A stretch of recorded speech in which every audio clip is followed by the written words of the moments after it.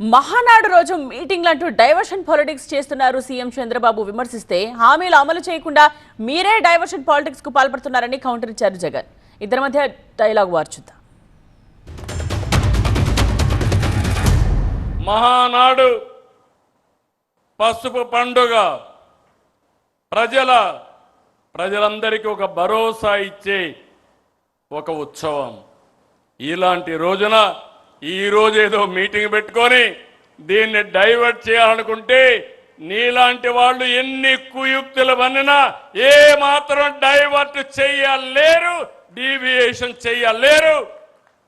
అయితే ఇక్కడ మనం గుర్తుపెట్టుకోవాలి, ఇది క్రూయల్ మెంటాలిటీకి, నేర చరిత్రకి ఉదాహరణ. అందుకే రాష్ట్రాభివృద్ధిపై గొడ్డలి వేడితో జరిగిన నష్టాన్ని ప్రజలకు వివరించాలి, వివరిస్తూనే ఉండాలి, వాళ్ళ నైజం గుర్తు చేయాలి. పేదలకు కావాల్సింది పథకాలు, గొడ్డలి వేట్లు కాదు. యువతకు కావాల్సింది ఉద్యోగాలు, గొడ్డలి పోట్లు కాదు. ఎన్నికలప్పుడు సూపర్ 6 అన్నాడు, సూపర్ 7 అన్నాడు, ఓ మేనిఫెస్టో కాపీ అన్నాడు.